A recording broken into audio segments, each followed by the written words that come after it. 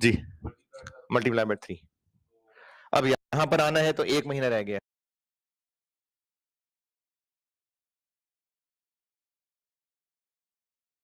अच्छा, ये double rate वाले की ना एक प्रैक्टिस है, कर लेंगे तो अच्छी बात है, होमवर्क कर लीजिएगा, क्योंकि अगली क्लास में मैं ये उल्टा फ्यूचर कराऊंगा।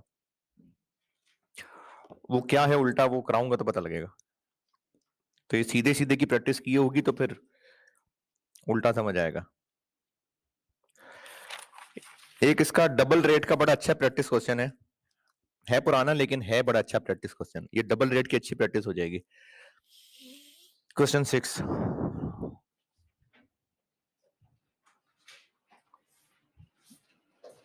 क्वेश्चन नंबर 6,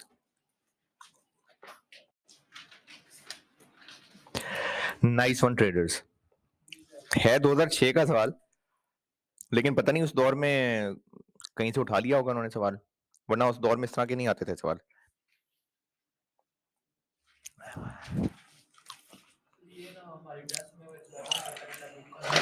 नहीं बिटकॉइन नहीं डालेंगे। तो ये सवाल कर लेंगे तो अच्छी बात है, अच्छा डबल रेट वाले की प्रैक्टिस हो जाएगी। पेमेंट वाला सवाल भी है, रिसीट वाला सवाल भी है, तो बड़ी जामे किस्म की प्रैक्टिस हो जाएगी इससे। हाँ जी, पहले परचेज कैलकुलेट की फिर सेल, लेकिन जो मैंने किया, मैंने पहले शिपमेंट की कॉस्ट और रेवेन्यू निकाली इधर दूसरी का, तो इससे तो कोई नहीं हर ट्रांजेक्शन को अलग अलग कर लें। मैंने तो रेट वाइज पहले हमने एक परचेज की बात, फिर उसके पैसे हैं यूएस से और उसी दिन हमने एक और परचेज कर ली। अच्छा, एक 28 जुलाई भी हुआ है पहला नहीं, लेकिन परचेज पहले है सेल बाद में है, तो आपने परचेज अलग रखी सेल अलग रखी। हाँ हाँ, नहीं तो सवाल में प्रॉफिट पूछा था, कैसे? 28 जून को सर पेमेंट भी वहाँ थी, और सर उसके बाद जुलाई में सर जाके यूएसडी रिसीव किए पहली शिपमेंट, और उसी दिन दूसरी शिपमेंट के भाग पे कर नहीं आपने किनको प्लस माइनस करके प्रॉफिट निकाला है? सबका टोटल कर लिया ना? हाँ तो बस ठीक है, कर लिया। हाँ कर लिया ये नाइस वन ट्रेडर्स है क्वेश्चन 6, ये कर लेंगे तो अच्छा है, प्रैक्टिस हो जाएगी अच्छी। चलें जी, फ्यूचर की और वैरायटी करते हैं।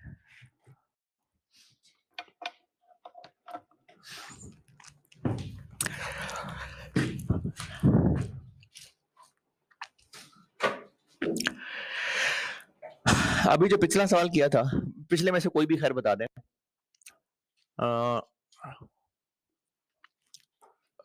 नहीं, डबल 8 से पहले वाला, हाँ येन वाला बता दें। 1 मार्च और 30 अप्रैल स्पॉट था 0.05 और इधर था 0.7, और 30 जून वाला फ्यूचर लिया था 0.068 और इधर 0.77। स्पॉट ट्रांजेक्शन किस रेट पे की थी? 0.07 पे। और फ्यूचर का गेन लॉस निकालने के लिए ये दोनों फिगर्स चाहिए थी ना, तो फ्यूचर का गेन लॉस निकालने के लिए ये दोनों फिगर्स चाहिए होंगी, और ये दोनों फिगर्स किस दिन की? एक जब फ्यूचर मार्केट में एंटर हो रहे हैं, और एक जब दोबारा जा रहे हैं उसको क्लोज करने के लिए। इन दोनों डेट्स का रेट होगा तो फ्यूचर का गेन लॉस निकलेगा। हो सकता है सवाल में आपको ये ना बताए, हो सकता है ऐसे सवाल हैं पास्ट में जिसमें ये नहीं बताया हुआ है। नहीं, ये बाकी 3 चीजें पता है, ये 3 चीजें पता है। 30 अप्रैल का क्लोजिंग फ्यूचर का रेट नहीं बताया, छुपाया, वो नहीं बताया सवाल में। इस तक पहुंचाने के लिए प्रीमियम वो फॉरवर्ड में था, खत्म हो गया फॉरवर्ड, फ्यूचर पढ़ा रहा हूं। अब इस तक पहुंचने का क्या हल है, वो हल सिखा रहा हूं। एक कॉन्सेप्ट है कि बल्कि मैंने कल बताया भी था कि जो फ्यूचर की प्राइस चल रही होती है, ये एक्सपर्ट्स का बेस्ट एस्टिमेट है किस बात का? कब फ्यूचर में? यानी अगर 30 जून फ्यूचर है तो आज उसकी जो प्राइस चल रही है वो एक्सपर्ट्स का बेस्ट एस्टिमेट है क्या, कि जब 30 जून आएगा तो उस दिन ये स्पॉट रेट चल रहा होगा, जिसकी मिसाल मैंने वो क्रिकेट के प्रोजेक्टेड स्कोर से दी थी। 25 ओवर हुए अभी, प्रोजेक्टेड स्कोर आ रहा है 320। 30 ओवर, 35 ओवर, 40 ओवर, ये बेहतर होता जाएगा, बढ़ता जाएगा नहीं कह रहा, बेहतर होता जाएगा। और जब 50 ओवर पूरे हो जाएंगे तो एन उस वक्त प्रोजेक्टेड स्कोर वही होगा जो स्पॉट का है। यही मामला ना फ्यूचर में भी होता है। यानी अगर एक 30 जून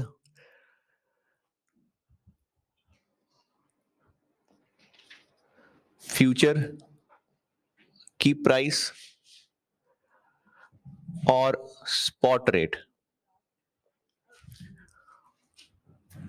30 जून फ्यूचर की प्राइस और स्पॉट रेट, 1 जनवरी वाले दिन अगर स्पॉट रेट है डॉलर ओवर स्टर्लिंग 1.7 और फ्यूचर की प्राइस है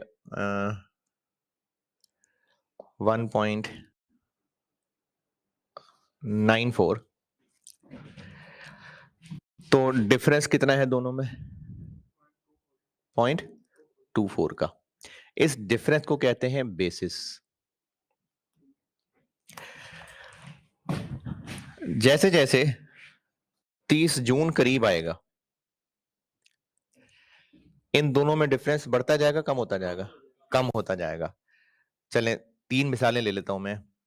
एक कर लेते हैं 31 मार्च वाले दिन। 31 मार्च वाले दिन स्पॉट हो गया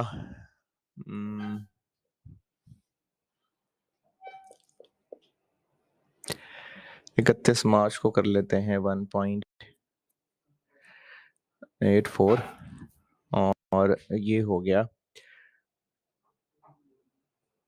2। कितना फर्क रह गया? 0.16। एक कर लेते हैं 31 मई,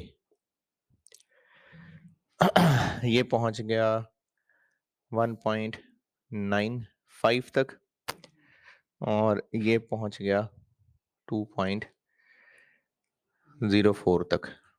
कितना डिफरेंस रह गया? 0.09।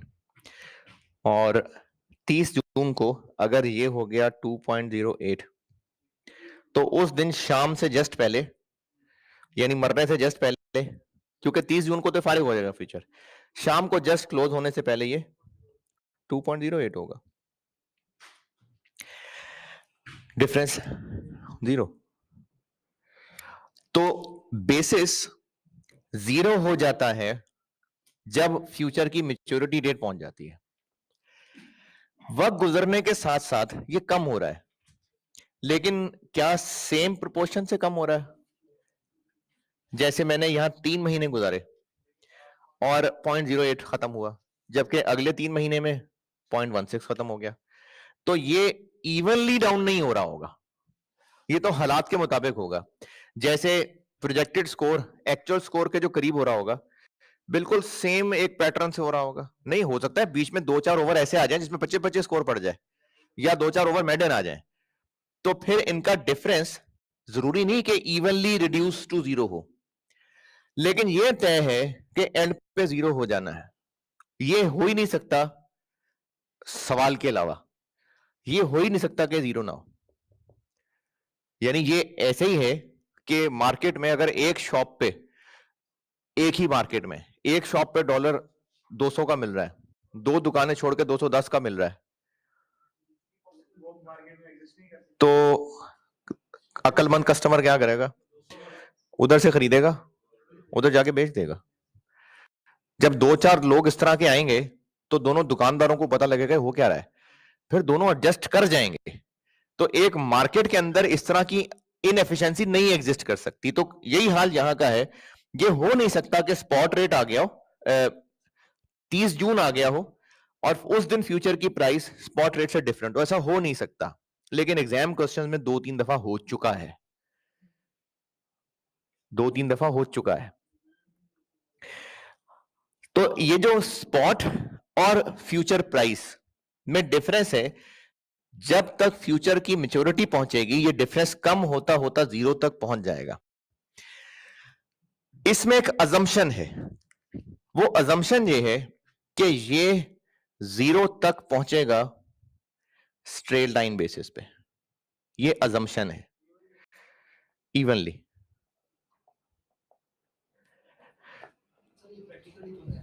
नहीं, प्रैक्टिकली ऐसा नहीं होगा, लेकिन इस मसले का हल निकाल रहे हैं हम। मसला क्या है कि आपको फ्यूचर का गेन लॉस निकालने के लिए ये दोनों प्राइसेस बाय सेल दोनों की चाहिए, सवाल में नहीं दिया होगा, तो उसका हल निकालने के लिए किताबों के अंदर ये चीज है कि आप अगर इसको यहां फाइंड करना चाहें तो स्ट्रेट लाइन बेसिस पे ये अजम्पशन है, अजम्पशन के बेसिस 0 की तरफ मूव करेगा स्ट्रेट लाइन पे।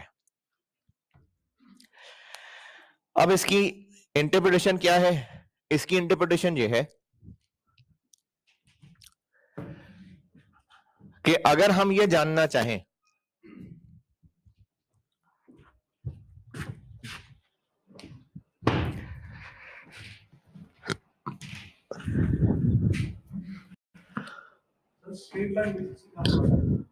चले बताता हूं, अगर हम ये जानना चाहें कि अगर 1 जनवरी 22 को 30 जून फ्यूचर इतने पे ट्रेड हो रहा था जबकि स्पॉट ये था, यानी उस दिन डिफरेंस 0.24 था, 31 मार्च वाले दिन अगर स्पॉट इतना हुआ तो ये कितना होगा, ये कैसे जान सकते हैं?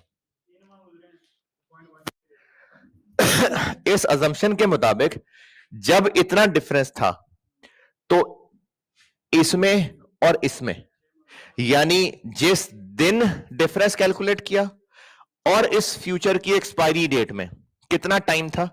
6 महीने। तो अजम्पशन यह है कि इस 0.24 ने 6 महीने पे पर मंथ बराबर कम होते जाना था। अगर 31 मार्च का दिन आ गया हुआ है और इतना स्पॉट है तो इस अजम्पशन के मुताबिक उस दिन डिफरेंस कितना रह गया होता? तो फिर ये कितना होता? 1.96।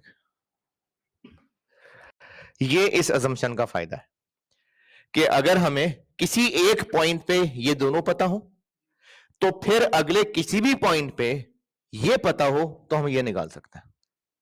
इसी तरह 31 मई पे आ जाते हैं। 31 मई, 5 महीने गुजर गए, 1 महीना रह गया। 0.24 था, 6 महीने में इसने खत्म होना था। 31 मई पे पहुंच के 6 महीने में खत्म होना था, 5 महीने गुजर गए, बस 1 महीना रह गया है, तो 0.04 का डिफरेंस रह गया होगा इस अजम्पशन के मुताबिक 1.99। तो फ्यूचर की अगर क्लोजिंग प्राइस ना पता हो तो वो इस बेसिस वाली अजम्पशन को यूज करके निकाली जा सकती है जी। पॉइंट नहीं, 0.24 डिवाइड बाय 6, 0.04 आ गया। 0.04 पर मंथ कम होता जाएगा जी, मल्टीप्लाई बाय 3। अब यहां पर आना है तो 1 महीना रह गया, तो डिफरेंस 0.04 रह गया होगा। अगर 30 अप्रैल निकालना होता, 30 अप्रैल 2 रह गए तो 0.08 रह गया होता, तो उस स्पॉट पे 0.08 ऐड करते और ये फ्यूचर निकल आता।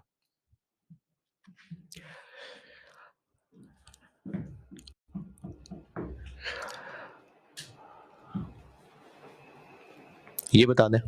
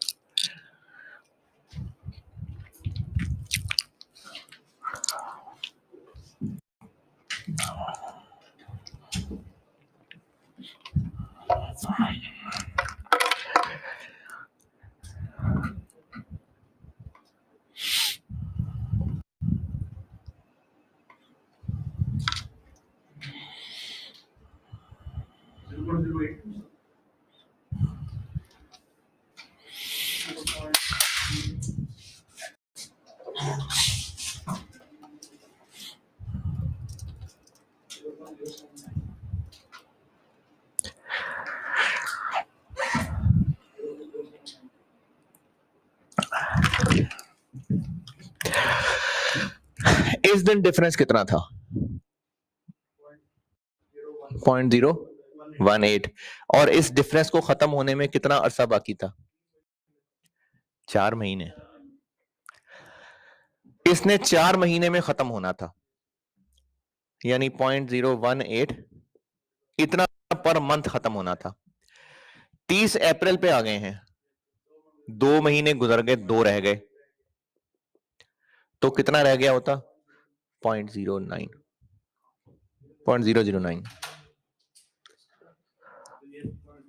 तो इसका मतलब है इस दिन फ्यूचर होता 0.079। तो फ्यूचर की अगर क्लोजिंग प्राइस नहीं पता लेकिन उस दिन का स्पॉट पता है, तो फिर इस बेसिस वाली अजम्पशन से क्लोजिंग फ्यूचर प्राइस निकाली जा सकती है।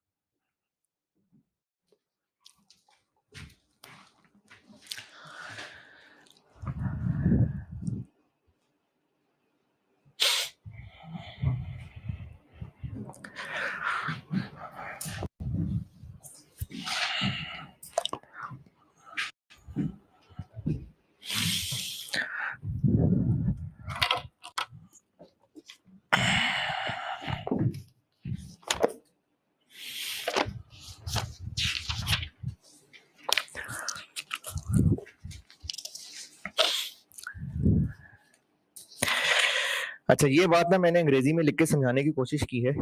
पेज 352 पे आए, ये बेसिस वाला सारा डब्बा पढ़ लें। अगर तो आपको लगता है कि ये इतनी अंग्रेजी काफी है तो ठीक है, नहीं तो आप अपने लिए और एक्सप्लेन कर लें। पेज 352 बेसिस का एक डब्बा बनाया हुआ है मैंने। पुरानी बुक्स में पेज आगे पीछे होगा कोई, बहरहाल करेंसी फ्यूचर जहां मैंने पुरानी बुक में लिखा हुआ है ना, उससे अगले पेज पे बेसिस की हेडिंग के साथ एक डब्बा बनाया हुआ है मैंने, पेज 352 नई बुक में।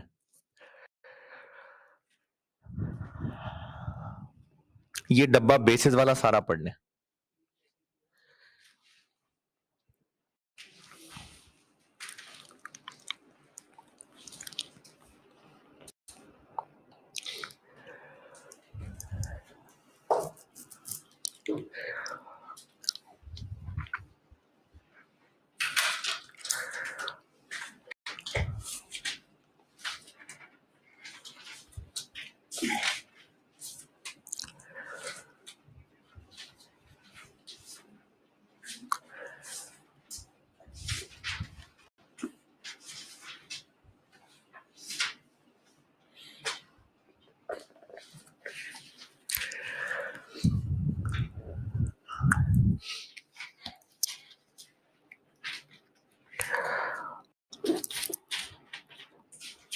सर अगर डबल रेट होगा तो फिर लेफ्ट को लेफ्ट में और राइट को राइट में?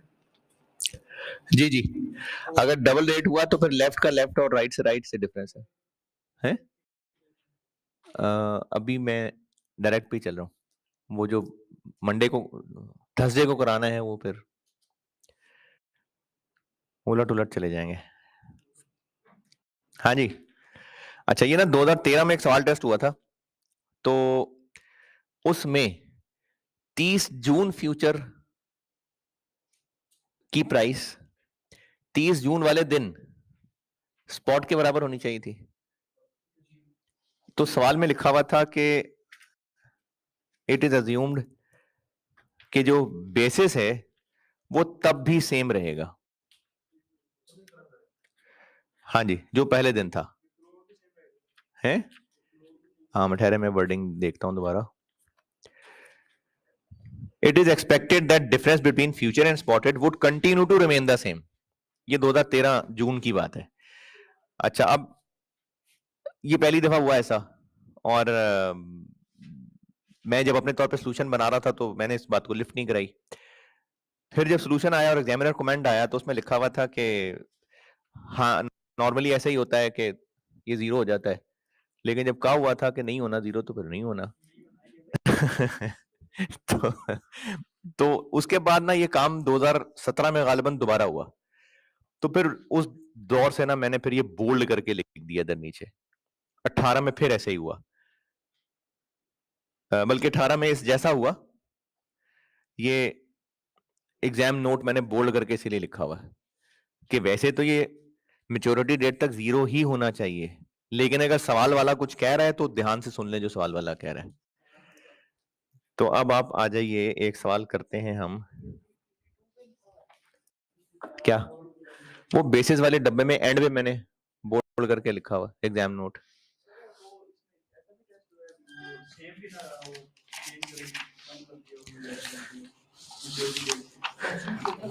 मतलब बेसिस चेंज हो गया लेकिन 0 नहीं हुआ, तो ऐसा हुआ है, तो इसीलिए मैंने कहा कि सवाल की वर्डिंग को फॉलो करें। अच्छा जी, एक करते हैं सवाल हम 17।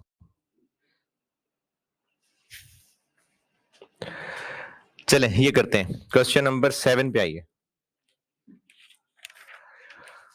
क्वेश्चन नंबर 7 पे आइए, जून 17।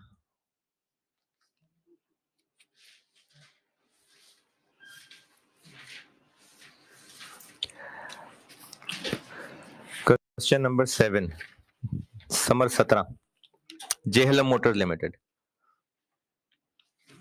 पढ़ लीजिए, करते हैं।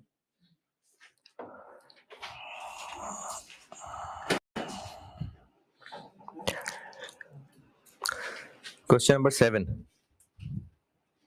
Jhelum motors limited.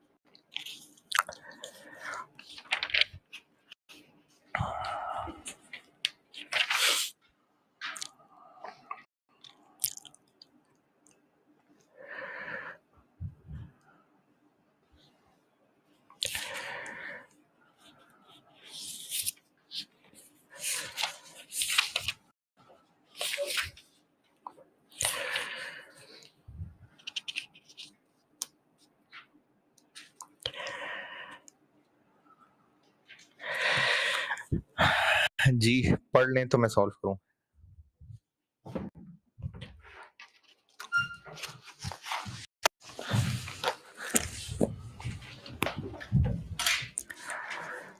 बता दें यार।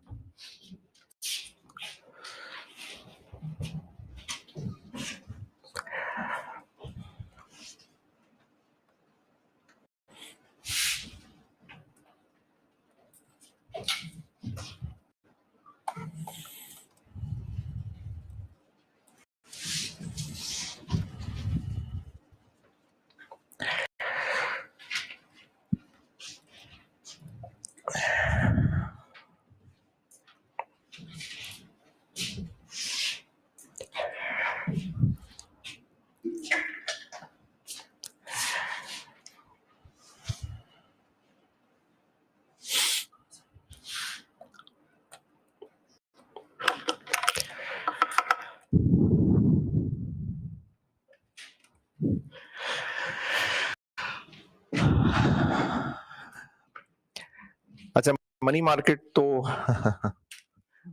हो ही जाएगा, भूल गए, कर लें फिर। करना है मनी मार्केट का, नहीं करना?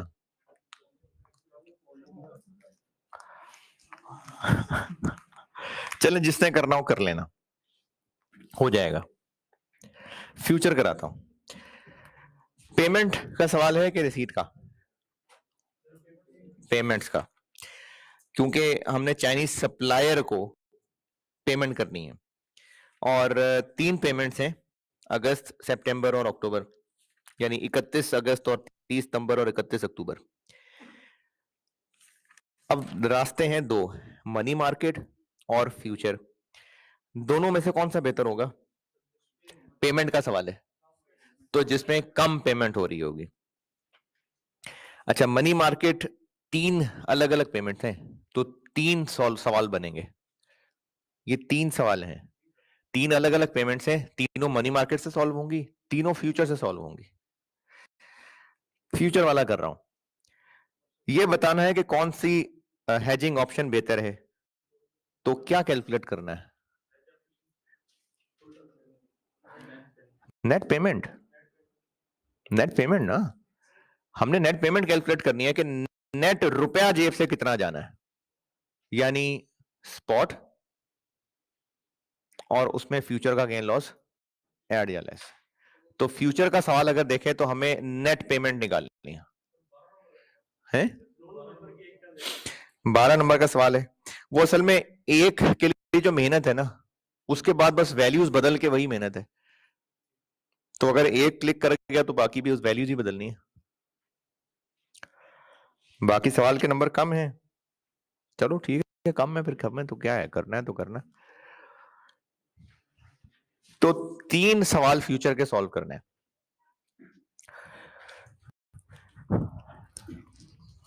जून 17। पहले करते हैं बात, अच्छा वैसे सवाल सॉल्व करते हुए ये स्टेप्स लिखने की जरूरत नहीं है, 2 लाइनों के अंदर मैं सॉल्व कर देता हूं। ये तो मैं आपको प्रैक्टिस के लिए फॉलो करवा रहा था कि विच कॉन्ट्रैक्ट और टाइप ऑफ कॉन्ट्रैक्ट, इतनी लंबी बात की जरूरत नहीं है। इसको हम एग्जाम पॉइंट ऑफ व्यू से कैसे सॉल्व कर लें वो बता देता हूं। ये भी कर सकते हैं अगर मैनेज कर सकें तो, तीनों पेमेंट्स साइमल्टेनियसली चला लें, तो उससे भी टाइम बच सकता है। लेकिन मैं समझाने के लिए अलग अलग कर रहा हूं। पहले कर लेते हैं बात 31 अगस्त वाली पेमेंट की। पहले इसको कर लेता हूं सॉल्व, फिर इसी पैटर्न पे बाकी भी कर लूंगा। पेमेंट है, तो पेमेंट के लिए बाय और सेल, तो हम ये कह देंगे कि बाय क्या है, dollar sterling yen dollar, buy dollar future now, sell dollar future later. और अगर ये भी ना लिखे ना तो भी कोई मसला नहीं है। ये ना भी लिखें तो जब आप गेन और लॉस निकाल रहे होंगे तो बाय और सेल तो उसमें लिख ही लेना है आपने, तो इसलिए ना भी लिखें कोई मसला नहीं। यानी आप इसकी बजाय स्टार्ट करें यहां से, number of contracts. Number of contracts कितने?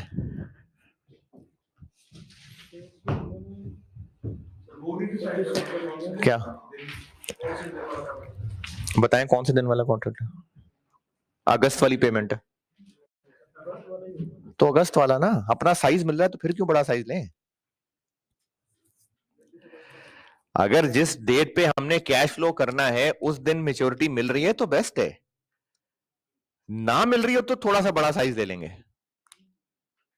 तो 31 अगस्त वाला फ्यूचर, चलें फिर उसको नहीं काटते।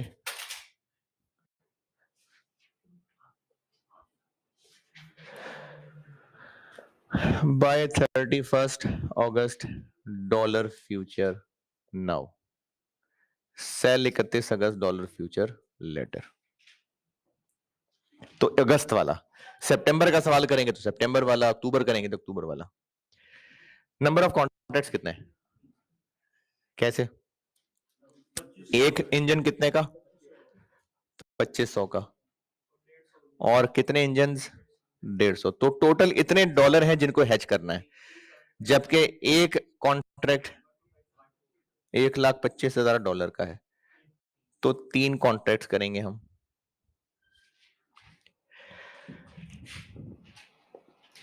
फ्यूचर आउटकम पे पहुंच जाते हैं सीधे,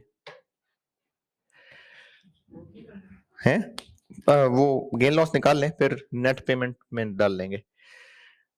तो पहले है बाय, फिर है सेल। अब बाय करने वाला तो आपको, अच्छा सारा काम हम कब कर रहे हैं, हेजिंग किस दिन कर रहे हैं जाके?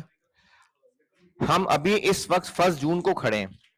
ये जो सारा सवाल है ना, ये पॉइंट नंबर 3 में लिखा हुआ है कि ऑन 1 जून ये प्राइसेस अवेलेबल हैं। तो हम ये सारा काम जून में कर रहे हैं। अब 1 जून को 31 अगस्त वाले फ्यूचर की प्राइस क्या थी? 105.11। ये किस दिन की चाहिए? 31 अगस्त। रिक्वायरमेंट में आपको 31 अगस्त का स्पॉट रेट बता दिया। रिक्वायरमेंट में स्पॉट रेट बता दिया आपको, तो इसी पे क्लोज होना चाहिए। 31 अगस्त वाले दिन 31 अगस्त फ्यूचर की प्राइस क्या चल रही होगी, जो उस दिन का स्पॉट है, होना चाहिए। लेकिन रिक्वायरमेंट पे ऊपर सवाल वाला क्या कह रहा है?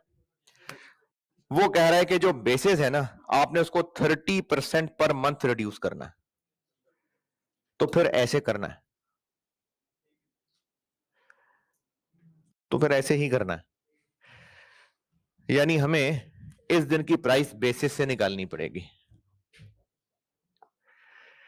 1 जून वाले दिन फ्यूचर की प्राइस कितनी? 105.11। स्पॉट कितना था? 104.5। कितना डिफरेंस था? 0.61। 31 अगस्त तक पहुंचते पहुंचते कितने महीने गुजर गए? 3 महीने गुजर गए। तो 31 अगस्त वाले दिन रिमेनिंग बेसिस कितना रह गया होगा? नहीं, इसमें आप ये भी कर सकते हैं कि 30-30-30 कर लें। आप ये भी कर सकते हैं कि रिड्यूसिंग बैलेंस पे कर लें, क्योंकि सवाल में क्लियर नहीं कहा हुआ। लेकिन अगर आप फ्लो के साथ चलें तो कह रहा है 30% ईच मंथ कम होता जाएगा, तो मतलब डिक्रीजिंग, रिड्यूसिंग बैलेंस मेथड। तो ये जो 0.61 का डिफरेंस है, ये ठीक है, ऐसे ये काम ठीक है। 0.3 कम हुआ, पीछे 0.7 रह गया, फिर अगले महीने और 0.7 रह गया, फिर अगले महीने और 0.7 रह गया। नहीं तो हर महीना अलग अलग कर देता हूं, ठीक है कि नहीं? नहीं, चलो ना सही। इसमें से इसका 30 माइनस कर दें, जैसे डेप्रिसिएशन करते थे यार रिड्यूसिंग बैलेंस पे। अभी इन्वेस्टमेंट डिसीजन में तो करते आए हैं यार पॉइंट। अब इसका फिर 30% माइनस कर दें, पॉइंट। अब फिर इसका 30% माइनस कर दें, 0.21। इसका आंसर आ गया 0.21। यानी जब 31 अगस्त का दिन आया होगा तो वो जो बेसिस इतना था वो इतना अभी भी रहता होगा, और अगर इतना रहता होगा तो उस दिन के स्पॉट में इसको ऐड कर देते हैं। और उस दिन का स्पॉट किस दिन? उस दिन किस दिन? 31 अगस्त। उस दिन का स्पॉट सॉल्यूशन रिक्वायरमेंट में दिया हुआ है 106.5। तो यकीनन उस दिन इस फ्यूचर की प्राइस पहुंच चुकी होगी फिर 106.71। ये 106.71। हालांकि 31 अगस्त वाले दिन 31 अगस्त फ्यूचर की प्राइस यही होनी चाहिए थी, लेकिन सवाल वाला कह रहा है तो सवाल वाला कह रहा है।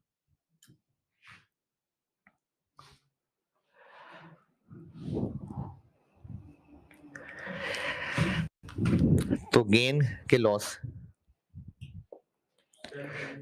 गेन कितना? 1.6। टोटल गेन 1.6 इंटू एक कॉन्ट्रैक्ट में 1,25,000 और इंटू 3 कॉन्ट्रैक्ट। कितना? 6 लाख।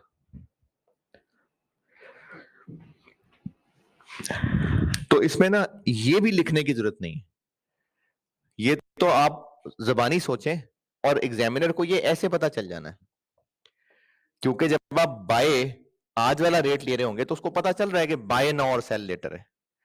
तो इसलिए एग्जाम सॉल्यूशन में ये भी जरूरत नहीं है, ये तो चलो आपके लिए मैंने लिख दिया, अदरवाइज एग्जाम सॉल्यूशन इतना काफी है। अच्छा, अब ये गेन लॉस निकाल लिया, रिक्वायरमेंट पे आते हैं। रिक्वायरमेंट है नेट पेमेंट। तो नेट पेमेंट क्या होगी? एक तो हम स्पॉट पे जाएंगे और स्पॉट पे जाके हमें चाहिए होंगे $2500 इंटू 150 इंजन, और उस दिन हमें स्पॉट पे रेट मिलेगा 106.5। 399,375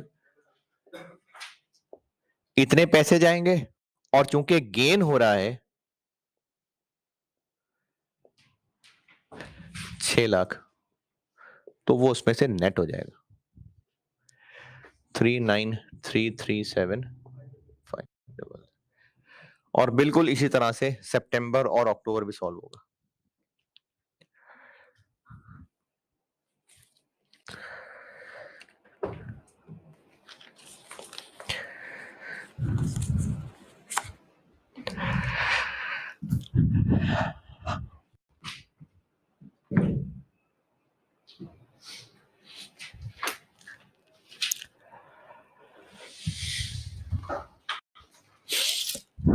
करें सितंबर अक्टूबर सॉल्व।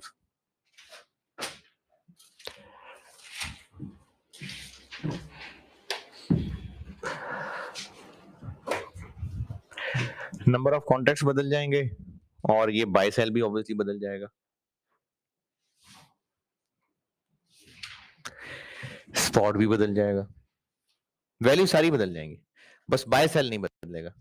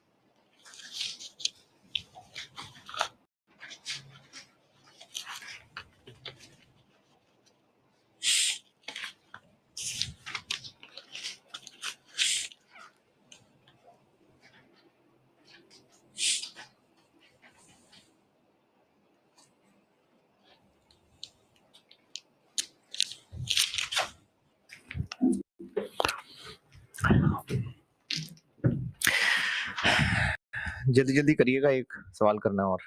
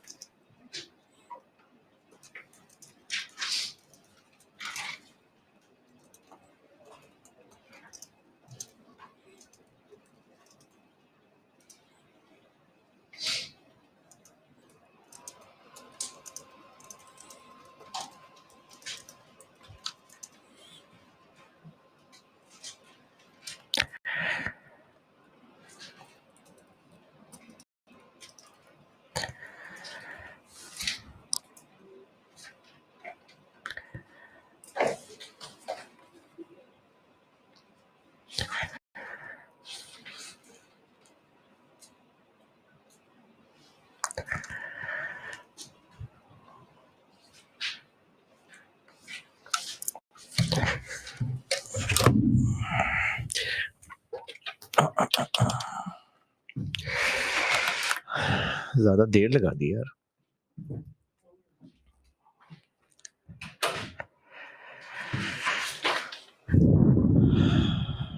है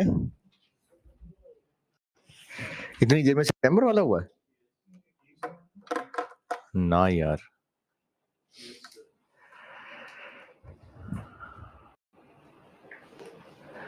लिख के किया कि जबानी किया? लिख के करना है यार। तो बाकी लोग तो भी सितंबर पे पहुंचे हैं। आप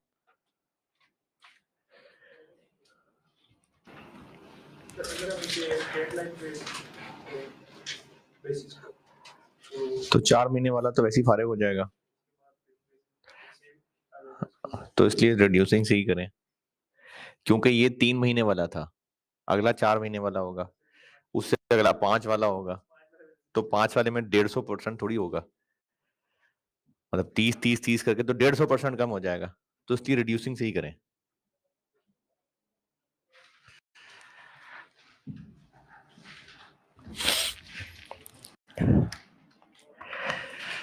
यार मैंने एक और सवाल कराना था, आप इतना स्लो कर रहे हैं, क्या करूंगा?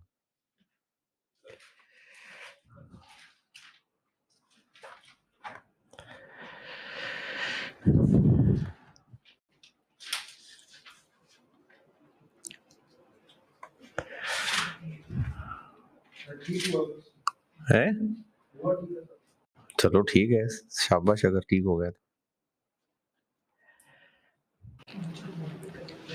हाँ भाई, सितंबर अक्टूबर दोनों सही या गलत, या चेक ही नहीं किया, बस हो गया तो हो गया? सही हुआ है?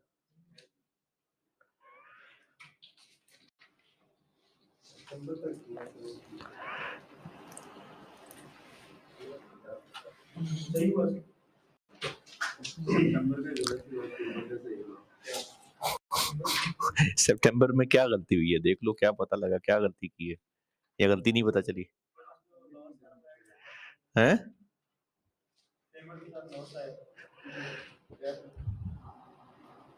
लॉस है तो ऐड करना होगा।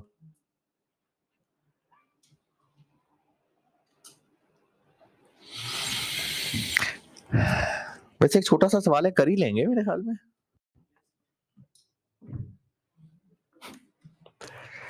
क्योंकि होमवर्क करते नहीं है यार, अब मैं वरना होमवर्क दे देता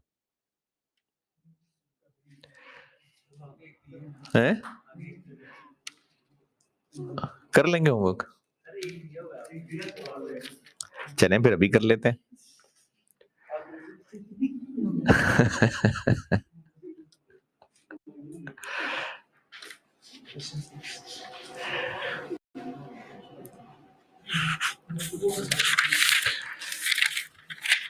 अच्छा चलें पढ़ तो लेना, ज़बानी तो बताऊं ना, फिर हस्बे तौफीक कर लेना, करना होगा तो।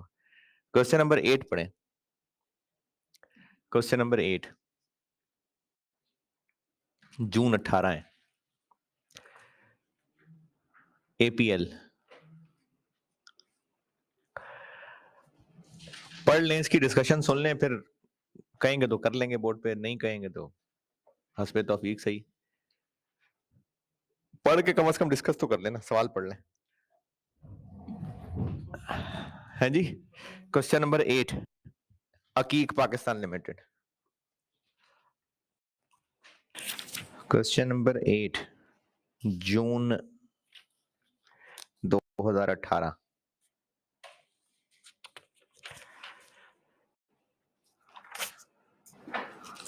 जब भी होता है वीडियो फ्यूचर डॉक्यूमेंट मिस होते हैं ना।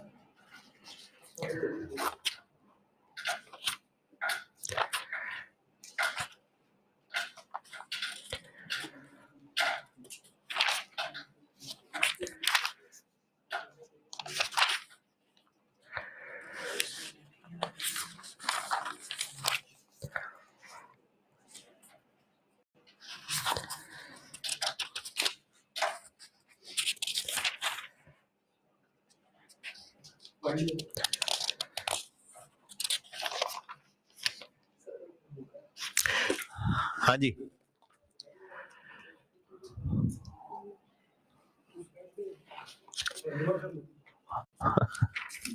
अच्छा डिस्कस तो कर लूं ना।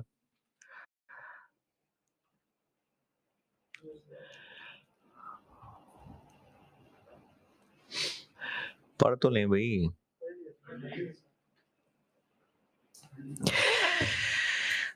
दो पेमेंट्स हैं, एक 31 अगस्त को पेमेंट करनी है और एक 31 दिसंबर को। और मनी मार्केट और फ्यूचर, इन दोनों में से बताना है बेहतर कौन सा है। Advise which hedging option should APL adopt, कैसे फैसला होगा? दोनों पे नेट, यानी यही करना है। अच्छा, अब जो 31 अगस्त वाली पेमेंट है उसके लिए कौन सा फ्यूचर? सितंबर वाला।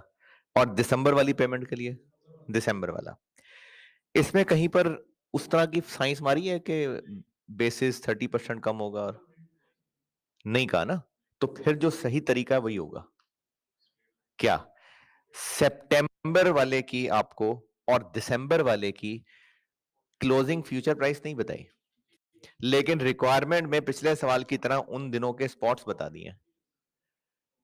तो जो सितंबर वाला फ्यूचर है उसका तो आप बेसिस लगा के क्लोजिंग फ्यूचर निकाल लेंगे। 31 दिसंबर वाले फ्यूचर की 31 दिसंबर वाले दिन प्राइस क्या होगी? उस दिन का स्पॉट, यानी ये सही वाला सवाल था। जो 30 सितंबर वाला है उस पे वही महीनों का बेसिस लगा के, और जो 31 दिसंबर वाला है तो जो 31 दिसंबर का स्पॉट होगा जो कि रिक्वायरमेंट में दिया हुआ है वही उस दिन 31 दिसंबर फ्यूचर की क्लोजिंग प्राइस होगी। तो ये सही वाला सवाल था, इसमें ऐसा वो कोई मामला नहीं था। मैं बताता हूं, ठीक है, दोनों फ्यूचर प्राइसेस निकल आई। अच्छा, अब ना इसमें करना क्या है, हमने मनी मार्केट को सॉल्व करना है और फ्यूचर को सॉल्व करना है और दोनों को कंपेयर करना है। जहां पर इस तरह से मुख्तलिफ हेजिंग स्ट्रेटजीज को कंपेयर करना हो, फॉरवर्ड को, फ्यूचर को, मनी मार्केट को, और उन सवालों में फॉरवर्ड की कमीशन, ऑप्शन का प्रीमियम और फ्यूचर का मार्जिन आ जाए, तो एक और काम करना है, मैंने लिखी हुई है पीछे अंग्रेजी में, बात समझ लें। इस सवाल में फ्यूचर का मार्जिन आ गया। ये मार्जिन क्या होता है? ये मार्जिन ना एक सिक्योरिटी होती है। जैसे जब हमने फ्यूचर मार्केट में जाके फ्यूचर कॉन्ट्रैक्ट किया तो कल को लॉस हुआ और हम भाग जाएं तो वो हमें कहां से पकड़ेंगे? तो वो कहते हैं सिक्योरिटी रखो। तो ये जो सिक्योरिटी रखवाते हैं ये मार्जिन है? हाँ, वही बताने लगा हूं। अच्छा, ये सिक्योरिटी है, कल को गेन हुआ तो गेन के वाले पैसे भी मिलेंगे और सिक्योरिटी भी वापस मिलेगी, और अगर लॉस हुआ तो सिक्योरिटी एडजस्ट हो जाएगी, और पैसे देने पड़े तो और दे देंगे, नहीं तो कट कटा के सिक्योरिटी वापस मिल जाएगी। तो ये जो मार्जिन है ये सिर्फ एक सिक्योरिटी है, एक्सपेंस नहीं है। बस पैसे एडवांस में रख रहे हैं बस। तो इस सवाल में नहीं करेंगे। इस सवाल में हमने फ्यूचर को कंपेयर करना है मनी मार्केट से। चूंकि कंपैरिजन करना है ना, तो कंपैरिजन पर्पसेस के लिए ये मार्जिन हमारी जेब से कब जाएगा? आज। तो फिर 3 महीनों का इंटरेस्ट भी पड़ेगा इस पे, तो वो इंटरेस्ट हमारा एक एक्सपेंस होगा। ये यकीनन हम कहीं से बोरो कर रहे होंगे, तो वो बोरो करने वाला रेट ले लेंगे। तो जो फ्यूचर का मार्जिन है वो हमें शुरू में देना पड़ेगा। तो जब हेजिंग स्ट्रेटजीज को कंपेयर करना हुआ और उस सवाल में फ्यूचर का मार्जिन भी आ गया, तो फ्यूचर वाली ऑप्शन को सॉल्व करते हुए उस मार्जिन का इंटरेस्ट भी एज एन एक्सपेंस लेना पड़ेगा। हाँ हाँ, पीकेआर, क्योंकि मार्केट में जाके पैसे रखवाने हैं, तो पीकेआर जी कंपैरिजन की वजह से। अगर कंपैरिजन ना होता, वैसे ही पूछते हैं कि फ्यूचर की आप बता दें टोटल पेमेंट, तो फिर ये फनकारियों की जरूरत नहीं थी। कंपैरिजन में ये करना, क्योंकि मनी मार्केट में हमें कुछ नहीं आज रखवाना पड़ रहा, फ्यूचर में रखवाना पड़ रहा है, तो कंपैरिजन के लिए ये इंटरेस्ट एक्सपेंस लेना पड़ेगा। तो ये बात मैंने क्वेश्चन शुरू होने से जस्ट पहले आखिरी पेज पे लिखी हुई है। हाँ जी, इंपॉर्टेंट पॉइंट्स करके ना, इंपॉर्टेंट टिप्स, तो पहला बुलेट पॉइंट मैंने यही लिखा हुआ है। तो अगर आप ये सवाल भी होमवर्क कर लेंगे तो कर लेंगे, नहीं किया तो कभी ना कभी कर ही लेंगे।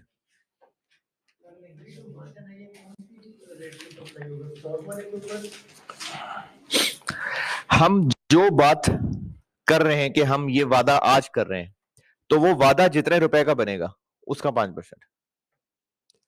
हम आज जो काम कर रहे हैं ना, आज सिक्योरिटी रखवानी है, कल दोबारा जाके थोड़ी रखवानी है। तो आज जो हम वादा कर रहे हैं उसका टोटल रुपया कितना बनता है, उसका 5%।